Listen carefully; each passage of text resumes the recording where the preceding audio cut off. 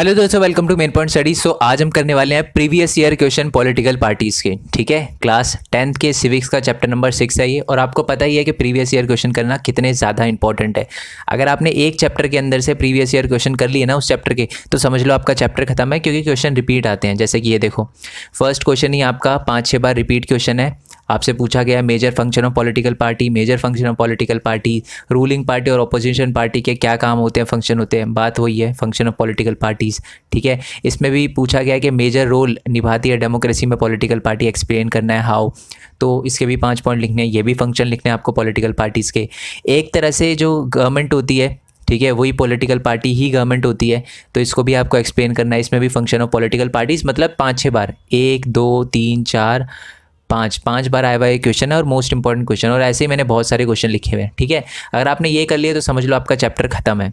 Okay, तो अब हम आते हैं फर्स्ट क्वेश्चन पे। तो आपका फर्स्ट क्वेश्चन मैं बता ही चुका हूँ, फंक्शन ऑफ पॉलिटिकल पार्टी। हम डायरेक्ट आंसर पे आ जाते हैं। ठीक है, तो पहला फंक्शन जो है पॉलिटिकल पार्टी का वो ये है कि वो इलेक्शन को कंटेस्ट करते हैं, इलेक्शन लड़ने का काम होता है उसका। दूसरा, अपनी जो डिफरेंट पॉलिसी है वो लोगों के सामने रखती है, और लोग उन पॉलिसी में से अपनी पॉलिसी चुनते हैं, और जिस पार्टी की पॉलिसी उनको अच्छी लगती है उनको वोट देते हैं, और उसी की गवर्नमेंट बनती है।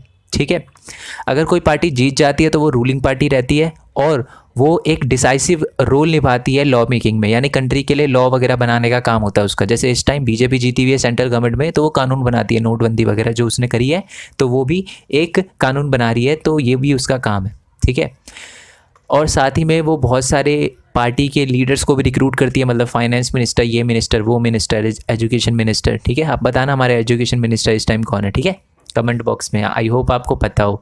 मैं 2020 की बात कर रहा हूँ। अगर आप अगले 3-4 साल बाद वीडियो देख रहे हो, 7 साल बाद देख रहे हो, तो शायद चेंज हो गए हो। ठीक है, अब हम बात करते हैं नेक्स्ट पॉइंट की। अगर कोई पॉलिटिकल पार्टी हार जाती है, तो याद है ना आपको, मैंने आपको क्वेश्चन जो था वो ये भी था कि function of ruling party and opposition party.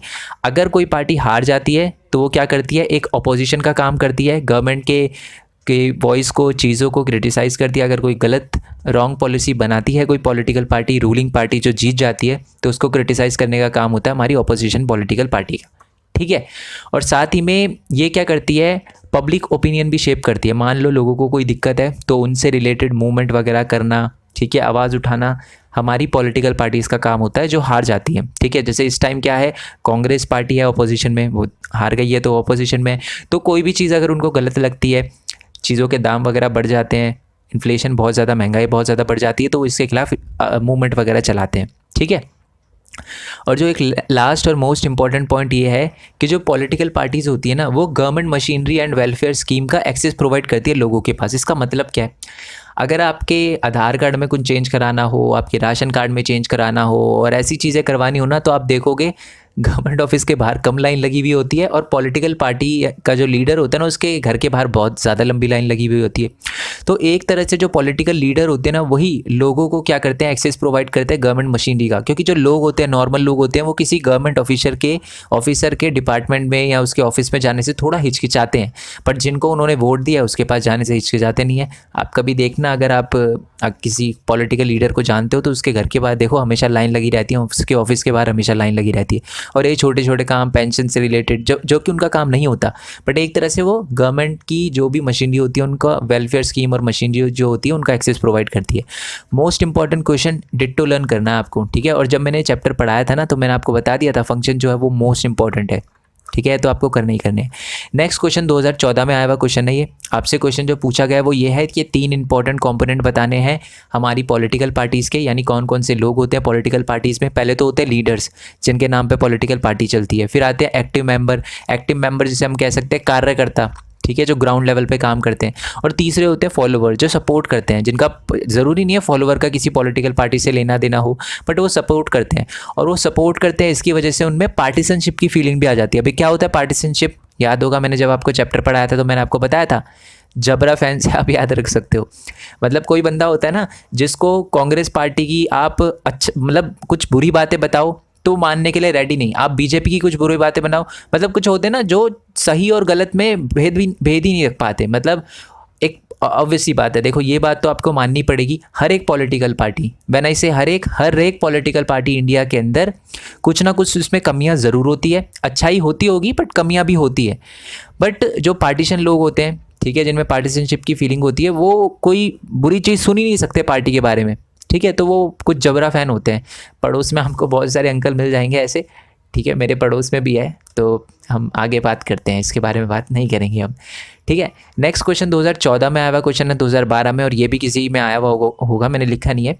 तो ये क्वेश्चन है आपका कि इलेक्शन कमीशन जो है, इलेक्शन कमीशन नेशनल पार्टी किसे कहती है, और नेशनल पार्टी क्या होती है, और स्टेट पार्टी का भी क्राइटेरिया वगैरह पूछा गया, ठीक है। मैंने स्टेट पार्टी का भी नीचे लिख दिया और आपका नेशनल पार्टी का भी लिख लिया है।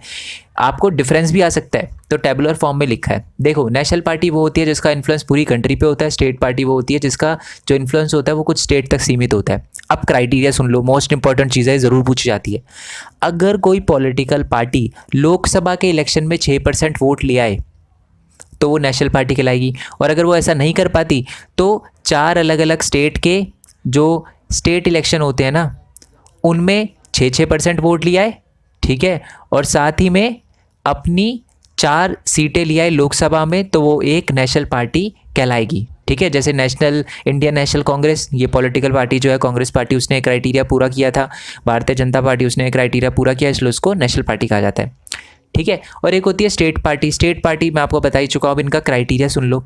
अगर कोई पॉलिटिकल पार्टी स्टेट के अंदर, एक स्टेट के अंदर 6% वोट लिया है legislature assembly of a state में, और 2 सीटें जीत ले, तो वो स्टेट पार्टी कहलाएगी। जैसे अकाली दल, झारखंड मुक्ति मोर्चा, और साथ में हमारी दिल्ली के अंदर भी है एक, कौन सी, आप पार्टी, आम आदमी पार्टी, ठीक है।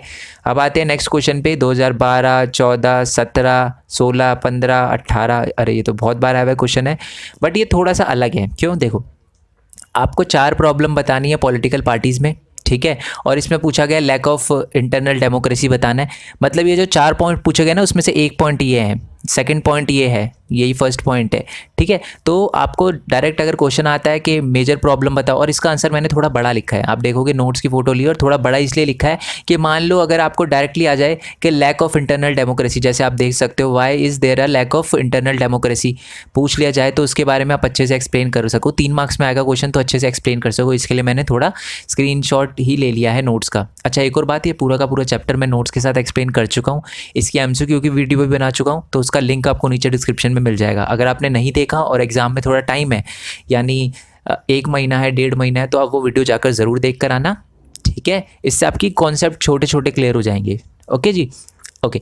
सो अब बात करते हैं, और मैंने ना जानबूझ के और वाले लिखे हैं, नहीं तो मैं यहीं पर लिख देता 2013, 16, 17, ठीक है, एक ही क्वेश्चन के आगे लिख देता, बट मैंने और के क्वेश्चन जानबूझ के लिखे हैं ताकि आपको पता चल सके कि क्वेश्चन किस वे में आ सकता है, ठीक है। कभी ज़्यादातर बच्चों को यही प्रॉब्लम आती है, उनको आंसर आता है बट उनको ये समझ नहीं आता कि यार इस क्वेश्चन का आंसर यही था, क्योंकि उनमें थोड़ी कन्फ्यूजन आ जाती है दिमाग में। तो कोई दिक्कत नहीं है, इसके लिए मैंने यही किया है कि और वाले क्वेश्चन भी पूरे पूरे लिखे हुए हैं, ठीक है। तो 4 मेजर प्रॉब्लम जो है पॉलिटिकल पार्टी में, पहली बात तो लैक ऑफ इंटरनल डेमोक्रेसी, ठीक है। कुछ ही पॉलिटिकल लीडर के पास पार्टी की पावर होती है, कोई भी मेंबरशिप रजिस्टर मेंटेन नहीं होता, ऑर्गेनाइजेशन जो मीटिंग होती है वो भी कंडक्ट नहीं कराई जाती रेगुलरली, ठीक है। और साथ ही में पॉलिटिकल पार्टी के जो छोटे छोटे मेंबर होते हैं उनके पास तो कोई भी इन्फॉर्मेशन पहुंचती ही नहीं है, बड़े बड़े जो लीडर हैं वो खुद ही इंडिपेंडेंट फैसला ले लेते हैं। और साथ ही में क्या हो गया है कि अब जो कार्यकर्ता होते हैं ना छोटे छोटे, अब वो पॉलिटिकल पार्टी की लॉयल्टी नहीं करते, अब वो लीडर्स की लॉयल्टी करते हैं, चापलूसी करते हैं पॉलिटिकल लीडर्स की, ठीक है। जैसे कि मान लो कोई पॉलिटिकल पार्टी है, तो जो छोटे छोटे मेंबर होंगे ना वो पॉलिटिकल लीडर की चापलूसी करेंगे, ठीक है। नेक्स्ट है चैलेंज ऑफ डायनेस्टिक सक्सेशन, ये शायद आपको पता होगा, ठीक है। आप मेरे को कमेंट बॉक्स में इसका एग्जांपल बताना। वंशवाद, वंशवाद का मतलब आप समझते हो कि अब क्या होता है कि जो मेन पोस्ट होती है ना, वो आप देखोगे कि एक ही फैमिली के मेंबरों को मिल रही है, ठीक है। ये होता है डायनेस्टिक सक्सेशन, वंशवाद जिसे कहते हैं। नेपोटिज्म, ये वर्ड आप थोड़ा अच्छे से समझ पाओगे, आजकल बहुत चल रहा है ये वर्ड। तो होता है ना कि बाप का बेटा, फिर बेटा, फिर बेटा, फिर बेटा, ऐसे पोस्ट पे बैठते हैं, तो ये होता है डायनेस्टिक सक्सेशन। और हमारी पॉलिटिकल पार्टी में, इंडिया में भी ऐसा बहुत बार होता है, एक पॉलिटिकल पार्टी है जिसमें होता है, ठीक है। ये गलत नहीं है, बट अगर वो लड़का या लड़की, अगर कोई भी पर्सन अगर वो डिजर्विंग नहीं है तो दिक्कत आती है, ठीक है। डायनेस्टिक सक्सेशन में ये दिक्कत आती है कि जब कोई बंदा पूरा का पूरा एलिजिबल ना हो, ठीक है, पोस्ट के लिए वो बिल्कुल भी एलिजिबल ना हो, फिर भी उसको मिल जाती है वो पोस्ट, तब दिक्कत आती है। और इससे जो छोटे छोटे मेंबर होते हैं ना, उनमें भी डीमोटिवेशन आता है, क्योंकि वो कभी भी टॉप पोस्ट पे पहुंच ही नहीं पाते।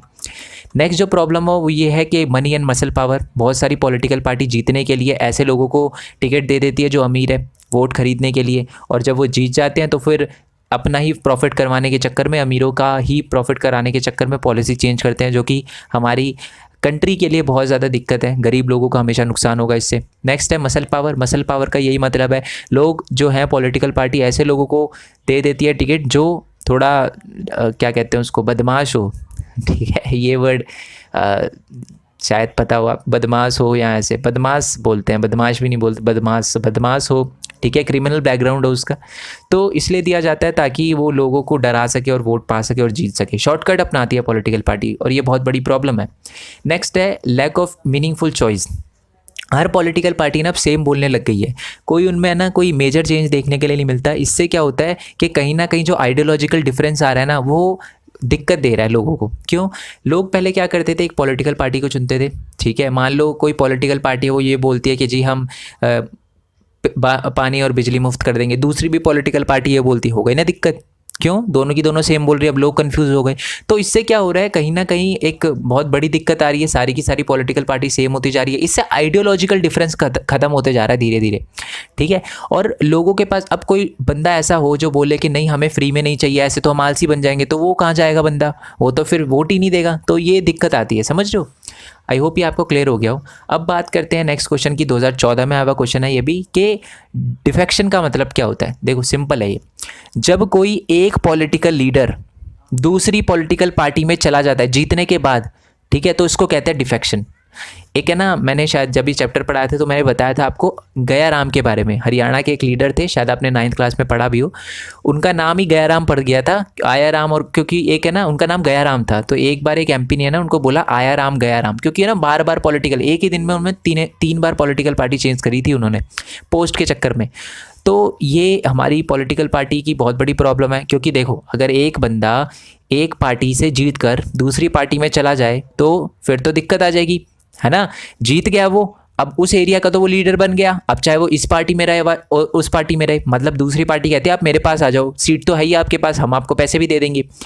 तो ये एक ये डिफेक्शन इसी का मतलब होता है कि जब defection in a politics mean moving of person from one party to another party for some personal benefit, कुछ अलग से पैसे वगैरह मिल रहे हो उसके लिए जब वो पार्टी चेंज कर लेता है। It mean changing party alliance कह सकते हो आप, एलिजेंस कह सकते हो, from the party on which the person got elected from different party. वो जीता कांग्रेस से, अब वो चला गया बीजेपी में, या वो जीता बीजेपी से, वो चला गया कांग्रेस में। तो यही होता है डिफेक्शन का मतलब। ऑल दो जो हमारी गवर्नमेंट है कॉन्स्टिट्यूशन में चेंज करके एक एंटी डिफेक्शन लॉ लेकर आई है, ठीक है, जिसमें बोला गया है कि अब कोई भी पॉलिटिकल लीडर ऐसे नहीं कर सकता। अगर वो ऐसे करेगा, पार्टी चेंज करेगा, तो उसको अपनी पोस्ट छोड़नी पड़ेगी। मेरे कहने का मतलब एक एरिया में अगर कोई बंदा जीत गया, ठीक है, तो जीतने के बाद जो उसकी पोस्ट थी ना, उसको वो पोस्ट छोड़नी पड़ेगी अगर वो पार्टी चेंज करना चाहता है तो, ठीक है। नेक्स्ट क्वेश्चन है आपका कि examine to institutional amendment made by the different institution to reform political parties and their leaders. मतलब कौन कौन से इंस्टीट्यूशनल और पॉलिटिकल रिफॉर्म आए हैं हमारे इंडियन कॉन्स्टिट्यूशन में, अमेंडमेंट कौन कौन से आए हैं। और सेम क्वेश्चन यही है कि रीसेंट एफर्ट क्या क्या लिए गए हैं, ठीक है, दोनों क्वेश्चन में, ठीक है, समझ रहे हो ना, सेम ही क्वेश्चन है। तो कौन कौन से आए हैं, पहले तो एक एंटी डिफेक्शन लॉ आया है, जैसे कि मैंने आपको बता दिया, कॉन्स्टिट्यूशन में चेंज करके एक एंटी डिफेक्शन लॉ लाया गया है, जिससे क्या है कि कोई भी पॉलिटिकल लीडर एक बार में, मतलब एक ही दिन में बहुत सारी पार्टी चेंज ना कर सके, जीतने के बाद पॉलिटिकल पार्टी अपनी चेंज ना कर सके। ओके, नेक्स्ट पॉइंट है आपका कि है ना एफिडेविट भी कंपलसरी कर दिया गया है। मतलब एक बंदे को जो भी इलेक्शन लड़ना चाहता है ना, उससे अपना सारा का सारा डेटा देना पड़ता है, उसके पास कितनी प्रॉपर्टी है, कितनी नहीं, क्रिमिनल केस कितने हैं, ये सारी की सारी चीज़ों का कितना पढ़ा हुआ है, ये सारी की सारी चीज़ों का ब्यौरा देना पड़ता है, ठीक है। तो ये भी एक स्टेप लिया गया है हमारी सुप्रीम कोर्ट के द्वारा। और तीसरा ये है कि इलेक्शन कमीशन ने भी एक ऑर्डर पास किया है और कंपलसरी कर दिया है हर पॉलिटिकल पार्टी के लिए कि वो अपना ऑर्गेनाइजेशन इलेक्शन जब भी होल्ड करे तो उससे पहले एक इनकम टैक्स रिटर्न फाइल करे। इनकम टैक्स रिटर्न फाइल करने का मतलब होता है उसे पहले बताना पड़ता है कि हमारे पास इतना फंड आया, उसमें से इतना टैक्स बनता है, पूरा इनकम टैक्स रिटर्न फाइल करना पड़ता है। अब कोई भी पॉलिटिकल पार्टी ये बोल देती है हमारे पास तो जी चंदा आया, ठीक है, क्या पता वो किसी अमीर बंदे ने दिया हो कि जी जीतने के बाद हमें थोड़ा फेवर करना है ना, तो इसीलिए एक इनकम टैक्स रिटर्न फाइल होता है, ठीक है। आई होप ये आपको क्लियर हो गया हो। ये वो चीज़ें हैं जो अभी हो चुकी है, ठीक है, ये वो चीज़ें याद रखना, ये वो रिफॉर्म्स हैं जो अभी हो चुके हैं, जो कॉन्स्टिट्यूशन में इंस्टीट्यूशनल अमेंडमेंट हो चुके हैं, ठीक है। आई होप ये क्लियर हो गया हो। अब नेक्स्ट क्वेश्चन इसी से रिलेटेड है, आप कंफ्यूज मत हो जाना, ये वो रिफॉर्म है जो आ सकते हैं, ठीक है, ये effective measure to reform political parties. ये देखो ऊपर वाला क्वेश्चन था कि कौन कौन से रिफॉर्म आए हैं, नीचे वाला है कि कौन कौन से रिफॉर्म आ सकते हैं। ठीक है, तो ये भी 2016, 15, 12 में आया हुआ क्वेश्चन है। ठीक है, suggest and explain any 5 measure to reform political parties. और नेक्स्ट पॉइंट है कि effective measure to reform political party. Same ही क्वेश्चन है, ऑलमोस्ट सेम ही है, 2016, 15, 12 में आया हुआ क्वेश्चन है। तो पहला तो ये है कि जो पॉलिटिकल पार्टीज़ है, ठीक है, उसको अपने इंटरनल अफेयर्स के लिए कुछ लॉ वगैरह बनाना चाहिए। मतलब हमारी सुप्रीम कोर्ट को भी एक लॉ बनाना चाहिए जिससे इंटरनल डेमोक्रेसी को देखा जा सके, रेगुलेट किया जा सके। नेक्स्ट पॉइंट है कि हर पार्टी के लिए कंपलसरी कर दे कि वो अपना रजिस्टर बनाए, मेंबर का रजिस्टर बनाए। नेक्स्ट पॉइंट है कि 1/3 जो सीटें हैं, टिकट है, हर पॉलिटिकल पार्टी को वुमेन को देनी चाहिए, जिनसे उनका भी क्या हो कि डिसीजन मेकिंग बॉडी में उनका भी पार्टिसिपेशन बढ़े। सेकंड पॉइंट इससे रिलेटेड है कि कोटा देना चाहिए वुमेन को डिसीजन मेकिंग बॉडी में, बॉडी ऑफ पार्टी में, कोई भी पॉलिटिकल पार्टी में। नेक्स्ट पॉइंट है कि जितने भी खर्चे हो ना इलेक्शन को कंटेस्ट करने में, या जो भी आपका कैंपेनिंग वगैरह खर्चा होता है वो स्टेट दे, ये बोला गया है। इससे क्या होगा, करप्शन का थोड़ा कम चांस रहेगा। ठीक, ऑब्वियस ही बात है। देखो एक बंदे के पास 10 करोड़ हैं, एक के पास 10 रुपये, अब दोनों अपना प्रमोशन एक बहुत बड़े लेवल पे करेगा, एक कम लेवल पे करेगा। तो अगर स्टेट फंड करे, ठीक है, स्टेट अच्छी चीज़ों के बारे में बताए, न्यूज़ चैनल में भी इक्वल दोनों की चीज़ें चले, तो शायद ऐसा हो पाएगा कि लोग अच्छे से चुन पाएंगे। अब जब एक ही पॉलिटिकल लीडर के बारे में दुनिया में छाया हुआ है सब कुछ, तो दूसरे के बारे में कोई पॉलिटिकल पार्टी जान ही नहीं पाती। ठीक है, नेक्स्ट पॉइंट है आपका कि वोट डालना कंपलसरी कर देना चाहिए हर बंदे को हर इलेक्शन में। ये अच्छी बात है क्योंकि लोग बहुत ज़्यादा वोट देते ही नहीं है। आप मानोगे नहीं, इंडिया में बहुत ही कम ऐसा परसेंटेज है जो वोट देता है, बहुत सारे तो वोट ही नहीं देते। और नेक्स्ट पॉइंट है कि SC ST और OBC के लिए भी क्या होनी चाहिए, सीट को रिजर्व कर देना चाहिए। Data regarding caste religion should not be utilise during the election. ये वैसे एक और पॉइंट है कि SC ST के लिए भी रिजर्व कर देनी चाहिए सीटें, वो पहले से ही है। बट इसमें जो पॉइंट लिखा है वो ये लिखा है कि इलेक्शन के टाइम में ना कोई भी बंदा धर्म के नाम पे, कास्ट के नाम पे, जाति के नाम पे अगर वो यूटिलाइज़ करता है तो उसके खिलाफ सख्त से सख्त एक्शन लेना चाहिए इलेक्शन कमीशन को। क्योंकि आपने देखा है इंडिया में बिना रिलीजन के कोई बंदा इलेक्शन जीत ही नहीं सकता, कोई भी पार्टी हो वो, जब तक हिंदू, मुस्लिम, सिख, ईसाई हर किसी भी धर्म का नाम नहीं लेती ना तब तक वो नहीं जीत सकती। ये रियलिटी है, बिटर ट्रूथ है इंडिया का। ठीक है, नेक्स्ट क्वेश्चन की बात करते हैं कि बाई पार्टी सिस्टम या 2 party system, multi party system बताओ। ठीक है, मैंने तीनों ही एक्सप्लेन कर दिया क्योंकि तीनों के बारे में क्वेश्चन आ सकता है, और मेरिट और डीमेरिट भी बता देता हूँ मैं आपको। देखो 1 पार्टी सिस्टम क्या होता है, जिसमें एक ही पार्टी क्या हो, गवर्नमेंट में हो, ठीक है, और कोई पॉलिटिकल पार्टी ना हो, जैसे कि चाइना में।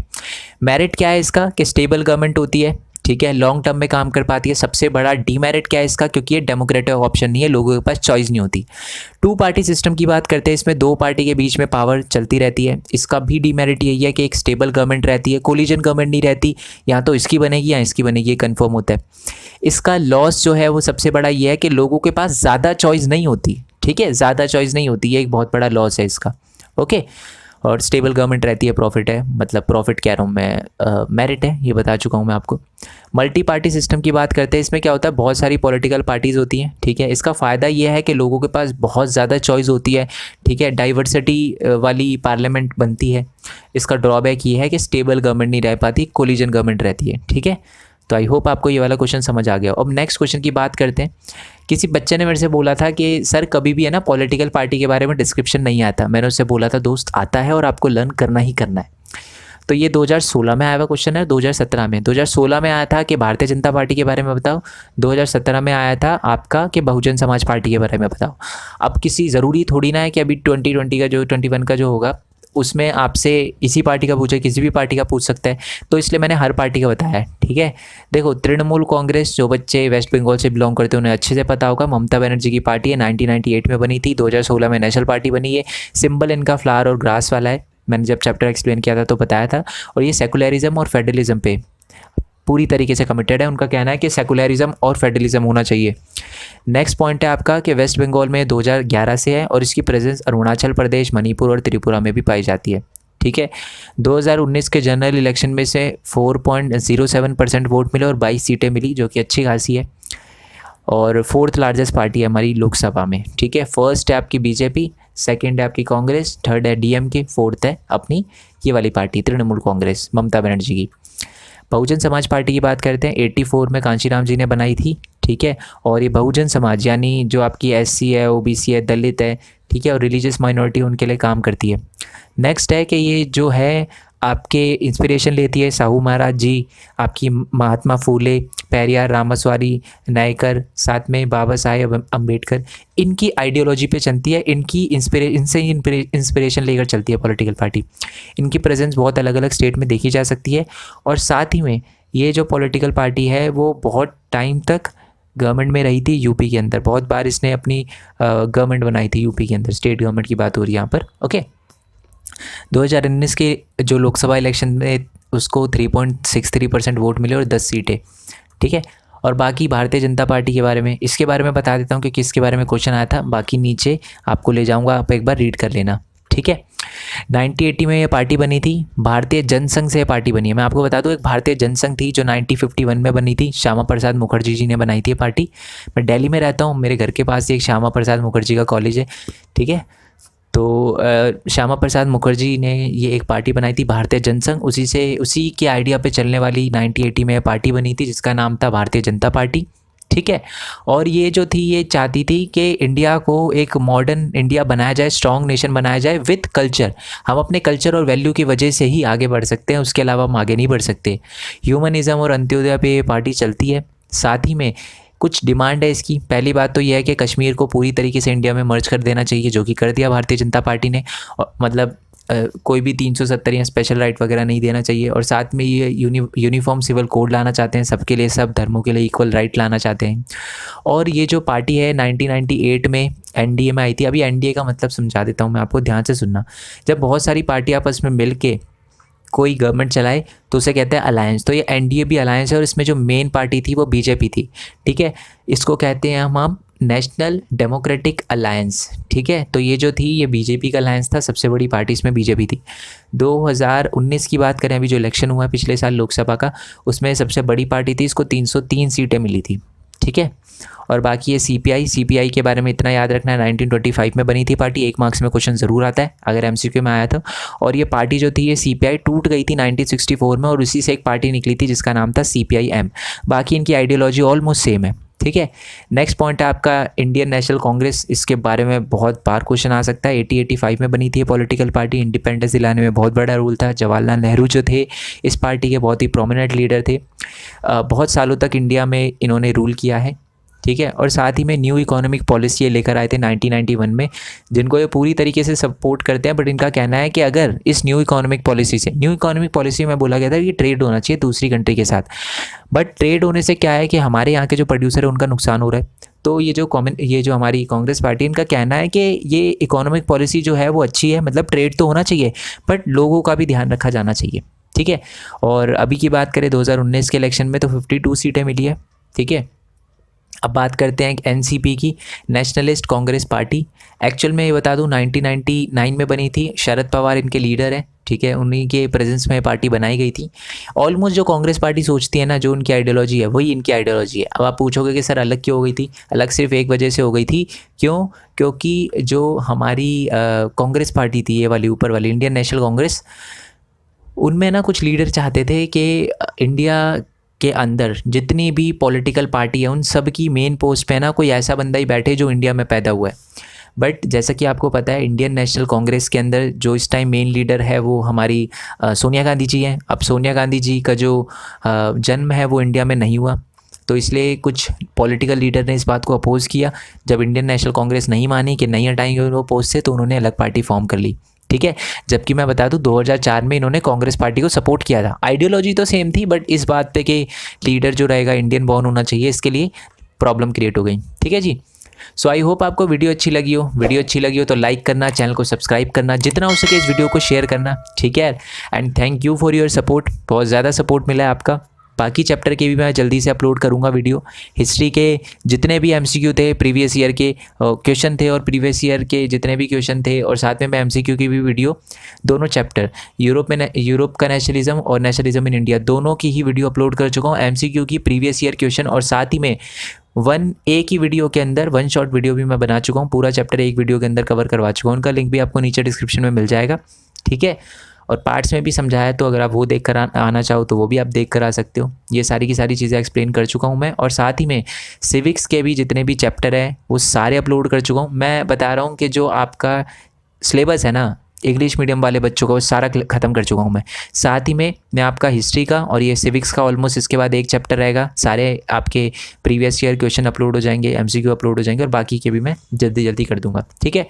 एंड यार मोस्ट इंपॉर्टेंट चीज़, मैंने एक न्यू चैनल बनाया, उसका लिंक आपको नीचे डिस्क्रिप्शन में मिल जाएगा। उस चैनल को सब्सक्राइब करना मत भूलना। आप देखोगे स्क्रीन पे उसमें 1000 सब्सक्राइबर दे रखे हैं, बट एक्चुअल में जब आप डिस्क्रिप्शन में देखोगे तो 1500 से ज़्यादा सब्सक्राइबर हो गए। अब बच्चे एक ऐसे चैनल को क्यों सब्सक्राइब कर रहे हैं जिस पे कोई वीडियो ही नहीं है? ऐसा ही वो इसलिए कर रहे हैं क्योंकि वहाँ पर मैं ये बताने वाला हूँ कि मेरी यूट्यूब जर्नी कैसी रही, मैंने यूट्यूब से कैसे अर्न किया, क्या क्या दिक्कत आ सकती है यूट्यूबर को, और आप एक कैसे यूट्यूबर बन सकते हो, और आप यूट्यूब से कैसे अर्न कर सकते हो। और वहाँ पर मैं बहुत अलग अलग प्लेटफॉर्म के बारे में भी बताने वाला हूँ जिससे एक स्टूडेंट अर्न कर सकता है, ठीक है। तो आप उस चैनल को सब्सक्राइब करने के बाद नोटिफिकेशन बेल दबा देना, जिससे मैं कोई भी वीडियो अपलोड करूं तो सबसे पहले आपके पास नोटिफिकेशन आए, ठीक है। और लेट मत हो जाना, तो इसीलिए मैं कह रहा हूँ चैनल को सब्सक्राइब करके नोटिफिकेशन बेल ज़रूर दबाना, क्योंकि अगर आपने नोटिफिकेशन बेल नहीं दबाई तो मैं वीडियो अपलोड कर दूँगा तब भी आपको नहीं पता चलेगा, ठीक है। और साथ ही में इस चैनल को भी सब्सक्राइब कर देना, इसकी नोटिफिकेशन बेल दबा देना, ठीक है। बाकी आप चाहो तो मेरे को इंस्टाग्राम, फेसबुक, टेलीग्राम वगैरह पे सपोर्ट कर सकते हो, मतलब फॉलो कर सकते हो, सपोर्ट का मतलब यही है, ठीक है। जब मैं वेबसाइट बनाऊंगा, अभी मैंने वेबसाइट नहीं बनाई, जब मैं वेबसाइट बनाऊंगा ना तो वहाँ पर आपको ये पीडीएफ मिल जाएगी। जल्दी मैं उस पर वर्क कर रहा हूँ, ट्राई तो कर रहा हूँ, बाकी हम देखते हैं कब तक वेबसाइट बनती है, ठीक है। बाकी नेक्स्ट वीडियो के लिए stay tune, so next chapter के वीडियो की स्टे ट्यून। तब तक के लिए थैंक यू सो मच। जय हिंद, जय भारत, वंदे मातरम। Thanks for your support.